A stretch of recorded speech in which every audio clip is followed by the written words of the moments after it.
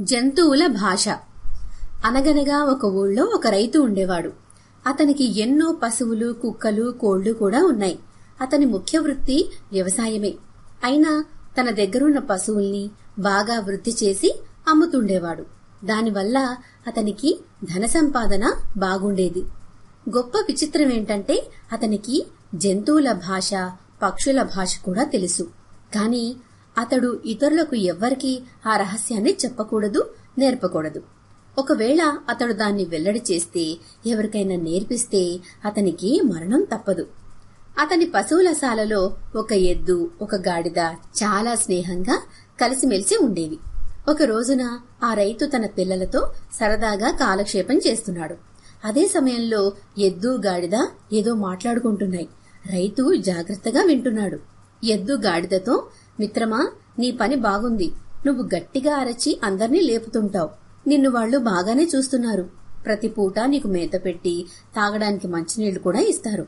నీకు పని కూడా ఎక్కువగా ఉండదు.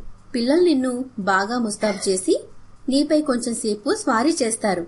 ఇక నా సంగతి విను. నా బాధలు ఎవరికి చెప్పుకోను. రోజూ పొద్దుటే నన్ను లేపుతారు.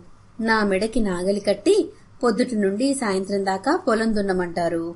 నా మెడ, కాళ్ళు ఒకటే నొప్పులు. నాకు తినడానికి ఎండుగడ్డి ఇస్తారు. దుమ్ము ధూళి కలిసిన దానా నాకు పెడతారు. రాత్రంతా నేను ఆవు పేడల మధ్యలో కటిక నేల మీద పడుకోవాలి. పడుకుంటాను కాని నిద్రే రాదు. నాకు పూర్తిగా విశ్రాంతి అనేదే లేకుండా పోతోంది అని చెప్పిందట.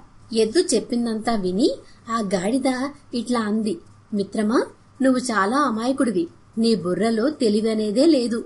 నాలాంటి వారి సలహా పాటించుంటే ఎప్పుడో బాగుపడేవాడివి. ఇప్పుడైనా మించిపోయింది లేదు. నేను చెప్పినట్టు నడుచుకుంటే సుఖంగా జీవిస్తావు. రేపు పొద్దుట పొలానికి వెళ్లడానికి నీ మెడ మీద నాగలి పెడతారు. వెంటనే నీవు పడుకునిపో. ఎంత లేపినా లేవకు. మళ్లీ మళ్లీ నేల మీద పడిపో. నీకేదో రోగం వచ్చిందని నిన్ను పశువుల శాలలోనికి తీసుకెళ్లి కట్టేస్తారు. వాళ్లు వెళ్లిన తర్వాత నీకు కాస్త విశ్రాంతి దొరుకుతుంది. అర్థమైందా అని అది అడగ్గా, ఆ, అర్థమైంది అందట ఎద్దు. ఈ మాటల్ని రైతు విన్నాడు. మర్నాడు గాడిద సలహా ప్రకారం ఎద్దు నాటకమాటం మొదలుపెట్టింది. పనివాళ్లొచ్చి దాన్ని లేపడానికి ఎంతో ప్రయత్నం చేశారు. కాని ఫలితం లేకపోయింది. అదేమీ తినటం లేదు, నీరు తాగటం లేదు. విసుగెత్తి పనివాళ్లు దాన్ని వదిలి వెళ్లి రైతుతో ఈ సంగతి చెప్పారు. ఏదో రోగం వచ్చిందని వాళ్లు భ్రమపడ్డారు. కాని అసలు సంగతి రైతుకు ముందే తెలిసింది కదా. రైతు కోపంగా ఆ కొంటె గాడిద ఎక్కడుందో తీసుకెళ్లి చావగొట్టి దాని చేత పని చేయించండి అన్నాడట. ఎద్దుకి సలహా ఇచ్చిన పాపానికి గాడిద శిక్ష అనుభవించవలసి వచ్చింది.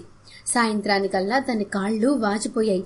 ఎంతో నొప్పి పెట్టిందట. తన స్నేహితుని కోసం అది కష్టపడాల్సి వచ్చింది. కాని ఎద్దు మాత్రం ఆ రోజంతా హాయిగా నిద్రపోయింది.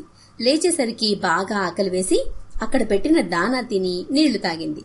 ఆ రాత్రి గాడిదతో ఎద్దు ఇలా అందట, నీ దయవల్ల నేను చాలా ఆనందంగా ఉన్నాను. నీ సలహా నాకు ఎంతో సహాయపడింది. గాడిద జవాబివ్వలేదు. పొద్దుట తనకి తన్నులు తగిలాయి. తన తప్పుకు తాను పశ్చాత్తాపడింది. మళ్లీ ఏదో ఆలోచించి ఎద్దు మరలా పనిలోనికి వెళ్లేటట్టు చెయ్యాలి అనుకుందట. ఆ రోజు పౌర్ణమి. వెన్నెట్లో కూర్చుని రైతు కుటుంబం అంతా ఆనందంగా కాలక్షేపం చేస్తున్నారు. పశువుల శాల వాళ్లకు దగ్గరలోనే ఉంది. ఎద్దు మాట్లాడడం అయిన వెంటనే గాడిద, అయితే మిత్రమా, నీవు రేపేం చేయాలనుకుంటున్నావు అని అడిగింది. నీ సలహానే రేపు కూడా పాటిస్తాను. ఏ పని చేయను, ఏమీ తినను అందట ఎద్దు. నేనిప్పుడు చెప్పేదేమిటంటే అలా చెయ్యొద్దని. ఎందుకొద్దు? ఏం లేదు, మన యజమాని ఇలా అనుకుంటున్నాడు.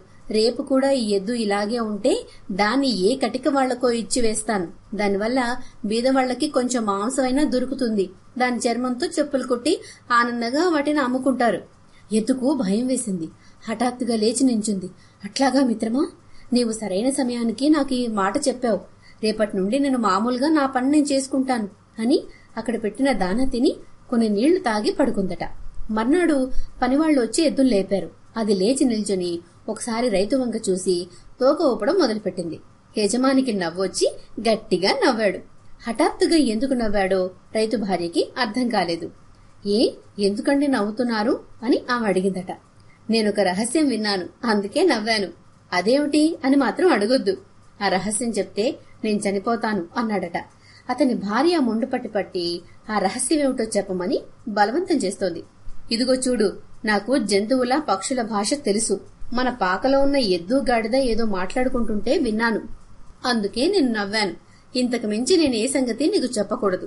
ఒకవేళ చెప్పినట్టయితే వెంటనే చచ్చిపోతాను. నేను చావడం నీకిష్టమా అని అడిగాడట. ఏవైనా సరే, నేనా రహస్యమేమిటో వినాలి అని మొండిగా ఆమె జవాబిచ్చింది. అయితే సరే, నా తల్లిదండ్రుల్ని, మన పిల్లల్ని, బంధువుల్ని కూడా పిలిపించు. వాళ్ళని ఒకసారి చూసిన తర్వాత చచ్చిపోతాను అన్నాడు రైతు. అతని భార్య వెంటనే అందర్నీ పిలుచుకొనొస్తానని వెళ్ళింది. రైతు ఏమీ తోచక ఇంటి వెనక పెరటిలోనికి వెళ్లాడు. అక్కడ కొన్ని కోడిపెట్టెలు, ఒక పుంజు ఉన్నాయి. వాటి పక్కనే ఒక కుక్క ఉంది. కోడి పుంజు తన అలవాటు ప్రకారం కోడిపెట్టెలతో ఆనందంగా ఆడుకుంటోంది. అది చూసిన కుక్కకి కోపం వచ్చింది. ఏమిటి మిత్రమా నువ్వు చేస్తున్న పని? నీవిట్లా ఉల్లాసంగా ఉండటం ఏమీ బాగోలేదు. ఇకనైనా నీ ఆటలు ఆపు. ఇది చాలా బాధపడాల్సిన రోజు. ఈ రోజున నీవు మూర్ఖంగా భార్యలతో ఆడవచ్చునా అని అడిగిందట. అటుగా వచ్చిన రైతు వాటి సంభాషణ వినడానికి ఆగాడు. అప్పుడు కోడిపుంజు, ఈ రోజు ప్రత్యేకత ఏమిటి అని అడిగిందట. నీకు తెలియదా? మన యజమాని మన భాషల రహస్యాన్ని భార్యకు చెప్పి చనిపోవడానికి సిద్ధమవుతున్నాడు. అందుకు మనం సానుభూతి కనపరచాలి అంది కుక్క. వెంటనే నవ్వి ఆ కోడిపుంజు, అందుకే నిన్ను తెలివిలేనివాడు అంటారు. నన్ను నీవు అర్థం చేసుకోలేవు. నేను 10 మంది భార్యల్ని అదుపులో పెట్టి సంసారం చేస్తున్నా. నేను మన యజమానంతటి తెలివి తక్కువ వాణ్ణి కాదు. ఆయన ఒక్క భార్యని అదుపులో పెట్టలేక చావడానికే సిద్ధపడుతున్నాడు. నేను చెప్పినట్టే నా భార్యలు నడుచుకుంటారు అందట.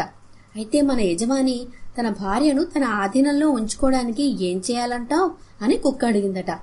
ఆయన చేయాల్సింది ఒక్కటే, ఒక దుడ్డుకర్ర తీసుకుని ఆమెను చితక్కొట్టడమే. అప్పుడే ఆమె నోరు మూతపడుతుంది అని చెప్పి ఆ పుంజు దూరంగా వెళ్లిపోయింది. రైతు ఎంతో బాధపడ్డాడు. కోడి కుక్కల సంభాషణ ద్వారా అతనికి తాను చేయవలసిందేమిటో బోధపడింది.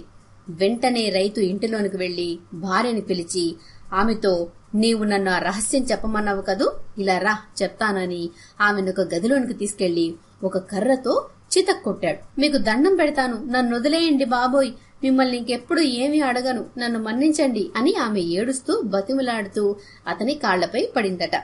రైతు తనకు చక్కని సలహానిచ్చినందుకు కోడిపుంజుకు మనసులోనే ధన్యవాదాలు తెలిపాడు.